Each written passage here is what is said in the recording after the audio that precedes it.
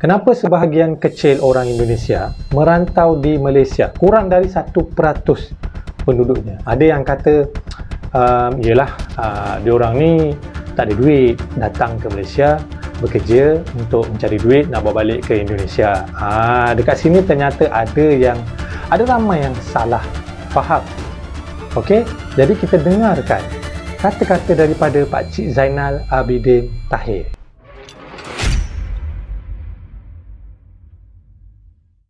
Hello guys, Assalamualaikum and welcome back to my YouTube channel Pemersatu Bangsa anda. Seperti biasa guys, sebelum mulakan reaction video, aku akan sentiasa mendoakan kepada semua yang sedang menonton, semoga kalian semua berada dalam keadaan sihat, dimudahkan urusan, dimudahkan rezeki dan dipanjangkan umur. Amin ya rabbal alamin. Okey guys, pada video kali ini aku akan membuat reaction untuk video yang bertajuk kenapa sebahagian kecil orang Indonesia merantau di Malaysia, kurang dari 1% penduduknya. Jadi tanpa membuang masa, sama-sama kita saksikan video reaction ini. Okey guys, sebelum aku mulakan reaction video ini adalah daripada YouTube channel Zainal Abidin Tahir. Kalian semua boleh support channel ini dengan cara subscribe channel ini guys. Okey, kita mulakan dengan kiraan 3, 2 dan 1. Assalamualaikum warahmatullahi wabarakatuh. Waalaikumsalam. Ya, tahun 69 dulu saya sudah remaja. Kita menghadapi rusuhan kaum. Jadi itu lebih pada politik. Yang sebenarnya lebih pada politik. Politik di mana semasa itu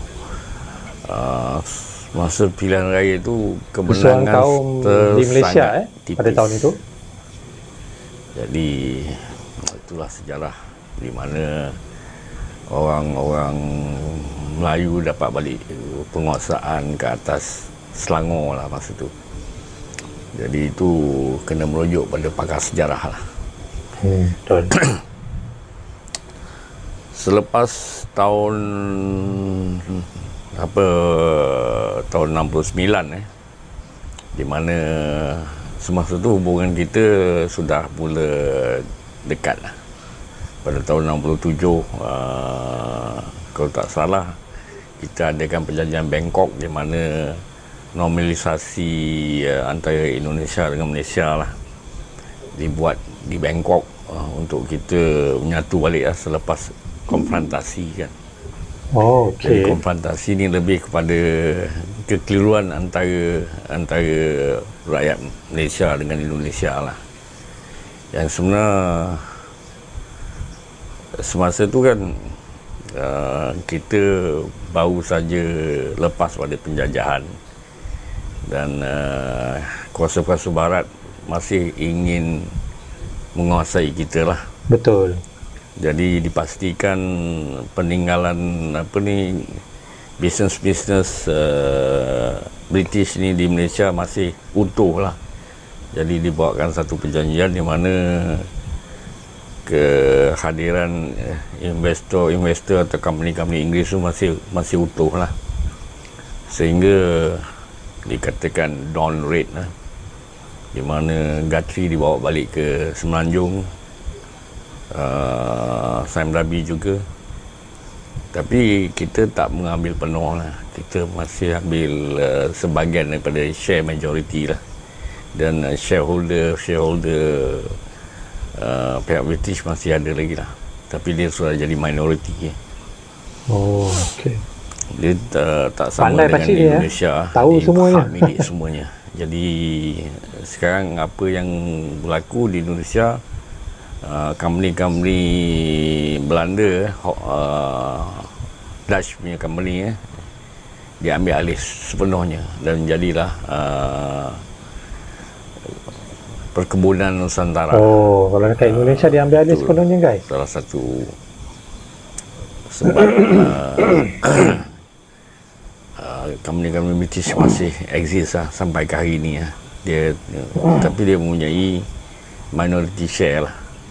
Tapi minority bukan majority. Iyalah, masih lah. Dan dia sekarang ni aktif dalam bursa saham lah. Company itu dimasukkan ke dalam bursa saham, di mana stok tu dijual beli kan. Jadi diawali dengan masuknya pekerja-pekerja asing dan dipelawa, diundang masuk ke Malaysia untuk membantu Felda berbuka ladang-ladang di Pahang, di Perak, di Johor.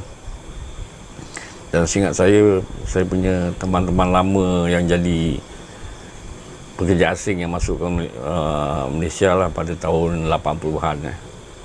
Dia masuk pada tahun 80-an, dan daripada perbualan saya dengan mereka-mereka itu, dia bilang dia dulu bekerja di Jakarta. Semasa tu RM1,000, RM600 bersamaan dengan RM1. RM600 RM1 masa itulah ya. 80-an lah. Oh, tahun 80-an. Dan awal 90-an. RM600 RM1. Jadi saya tanya, kenapa kamu datang ke Malaysia? Dia orang bilang dia dibagi transmigran lah, sebagai transmigran di Riau lah. Jadi maklum lah, jadi transmigran kan buka hutan dulu, jadi transmigran. Jadi banyak yang tak tahan. Dengar ada pembukaan pekerjaan di Malaysia, dia orang menyeberang. Jadi bila saya tanya, kenapa kamu pilih masuk ke Malaysia, tidak pulang ke Jawa? Dia kata sebagai anak muda, dia jiwa ingin merantau, ingin tahu negeri orang tu sangat kuat. Jadi adalah 2-30 orang yang masuk ke Malaysia secara jalan laut lah. Maka masuklah dia orang. Bukanlah dia orang tu susah yang sebenar. Dia punya pekerjaan di sana, dan dibagi pilihan untuk jadi transmigran kan. Jadi tak tahan duduk dalam hutan, jauh daripada keramaian, gelap, malam pun gelap gulita kan. Jadi dia orang ni sebahagian daripada yang tak tahan lah, sebagai perintis transmigran. Sebahagiannya masih tetap tinggal di Indonesia, kerana semasa dia menyeberang di Pulau Rupat dan dilihat ada keperluan sebagai nelayan di Pulau Rupat, kerana di Pulau Rupat tu kekurangan tenaga nelayan. Pulau Rupat. Dan yang tinggal di Rupat tu mendapat hasil yang bagus lah, sebab hasil daripada laut masa tu bagus. Jadi mereka kekal di Pulau Rupat. Inilah Pulau Rupat, tempat di mana banyak pendatang-pendatang ilegal masuk ke Malaysia melalui Teluk Lecah di utara Pulau Rupat. Tapi orang Pulau Rupat sendiri tak banyak yang masuk ke Malaysia. Tapi yang masuk ke Malaysia pun kebanyakan ada keluarga di Malaysia, sebab di kiri kanan Pulau Rupat dengan Melaka kan banyak yang berkeluarga lah. Itu yang banyak orang Pulau Rupat kadang-kadang bekerja di Malaysia, sebab dia ada hubungan keluarga. Tapi untuk mencari rezeki di Pulau Rupat pun memadai, sebab nelayan di sana banyak dapat hasil tangkapan lah. Buat apa dia datang ke Malaysia kan? Cuma orang daripada jauh yang gunakan Pulau Rupat untuk masuk ke Malaysia. Assalamualaikum warahmatullahi taala wabarakatuh. Waalaikumsalam. Pengalaman saya Pak Yanto dari Pulau Ende sampai ke Pulau Rupat. Jadi tujuan saya tu kan masuk ke Malaysia pengalaman. Ternyata sampai di Pulau Rupat, ternyata pekerjaan saya tengok cantik di Pulau Rupat lagi daripada saya masuk Malaysia. Karena sampai di Pulau Rupat saya ke laut cari ikan, buat jaring. Jadi nelayan lah. Satu kelam, jadi 5 hari. 5 hari itu boleh dapat ikan sekitar kadang-kadang 200 kilo, kadang-kadang 150 kilo. Ikan apal pak, ikan tarang sama tenggiri. Bapak mulai berangkat dari NTT Flores, Pulau Ende menuju Pulau Rupat, tadinya direncanakan mau ke Malaysia. Ternyata tidak jadi ke Malaysia. Kenapa ya Pak tidak jadi ke Malaysia? Di sini saya tengok ikan tuh pencari di sini bagus, di lebih menjanjikan. Dari sini Bapak mesti pergi ke Malaysia. Ini pemikiran yang sangat bagus sekali, Pak. Kami ramai, kami tak salah 10 lebih orang. Di masuk Malaysia separuh, kami 4-5 orang tak pergi masuk Malaysia lagi. Oh, Kami tengok kerja di sini masih bagus dalam Pulau Rupat ni. Sekarang udah 24 tahun Bapak Wah, di Pulau Rupat. Pernah tahun pulang, Pak? Lamanya. Dan sebagainya masuk ke Malaysia. Dan majoriti dapat IC merah. Oh, Dan daripada kawan-kawan yang saya kenal, seramai tak kurang 20 orang, 20 lebih orang. Kerana dia buat bangunan di daerah saya kan. Saya kenal sebab dia orang tu selalu mampir ke masjid, orangnya ramah kan, kita berkenalan lah. Dari situ dapat korek lah rahsia-rahsia dia orang. Dan daripada 20 lebih orang tu, yang tinggal tak salah 1 orang di Kampung Baru dan 1 orang di Melaka. Yang lain semua dah balik. Walaupun dia dapat IC merah. oh, balik juga Jadi Indonesia. selalunya cakap-cakap tentang Indonesia susah ni dalam media yang sebenar. Dalam media. Bukan secara fakta.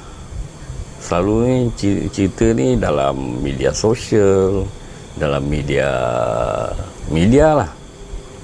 Jadi cerita ni semua boleh dibuat-buat lah. Kalau kita fikirkan balik, boleh dibuat-buat. Dan atas tujuan apa? Seolah-olah dia bagi satu persepsi yang di Malaysia ni bagus, ada banyak pekerjaan kan.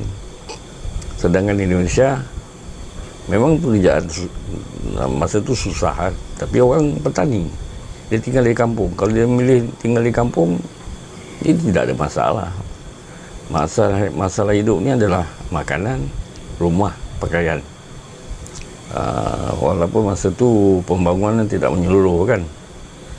Jadi akhirnya orang ni berjaya di kampungnya sendiri. Kerana dia tidak merantau kan. Dia merintis. Lama-lama pembangunan tu masuk ke desa-desa, masuk ke kampung-kampung. Oh, betul, jalan tambah baik, hasil tambah baik. Itulah, kadang-kadang kita merantau, kita tergantung pada nasib. Kalau nasib kita baik, kita berjaya. Kalau nasib kita tak baik, kita pulang ke kampung, orang kampung lebih kaya daripada kita. Betul tu. Itulah kadang-kadang risiko merantau kan. Alright guys, so itulah dia kenapa sebahagian kecil orang Indonesia merantau di Malaysia. Kurang dari 1% penduduknya. Ramai yang salah faham kat sini bila kita dengar orang Indonesia ni datang nak bekerja kat Malaysia ni, kita fikir memanglah dia orang nak cari rezeki. Tapi ada yang ramai yang berfikir yang mereka ni sebenarnya miskin, hidup dekat sana susah. Tapi ramai yang salah faham, ramai yang tak tahu sebenarnya dekat sana. Yalah, nak katakan mereka ni banyak sangat duit. Tidak, tapi mereka ni mempunyai harta guys. Daripada, maksud aku tu daripada sawah kebun, tanah. Serius guys, aku pun pernah ada pengalaman pergi ke Indonesia. Aku sendiri pun tahu guys, tak sangka mereka ni mempunyai tanah yang besar, bereka-eka. Kalau orang kat Malaysia ni ada tanah pun dah cukup dah, tak payah ada duit yang banyak, ada tanah pun cukup. Sebab Malaysia ni bukannya sebuah negara yang besar. Malaysia ni negara yang kecil. Dan jika ada tanah tu dah kira bagus dah tu. Dan kita dah mempunyai harta yang banyak dah. Lebih-lebih lagi tanah tu di tempat yang strategik. Kalau kita boleh jual dengan harga yang mahal, kita jual. Kalau nak usahakan pun boleh. Itulah aku kata, kalau dekat Malaysia ni ada tanah sendiri pun dah cukup bagus. Dekat Indonesia memang kebanyakan daripada mereka ni memang ada tanah sendiri, ada tanah kebun, tanah sawah, belakang rumah berhektar-hektar. Serius guys, aku sendiri pernah pergi ke Indonesia, aku pun tahu. Aku tak cakap lah kalau 100 orang pergi ke Indonesia, 100 orang tu mempunyai tanah, tapi kebanyakan daripada mereka. Okay guys, jadi kita jangan nak fikir negatif lah. Alright, kita sentiasa berfikir positif. Jadi itulah dia sedikit penjelasan daripada Pakcik Zainal Abidin Tahir. Jika kalian ingin menonton video-videonya yang lain, boleh terus ke ruangan description yang aku sediakan link terus ke YouTube channel Pakcik Zainal Abidin Tahir. Okay guys, Alright guys, aku rasa sampai di sini saja video kali ini. Semoga kita jumpa lagi di video akan datang. Assalamualaikum.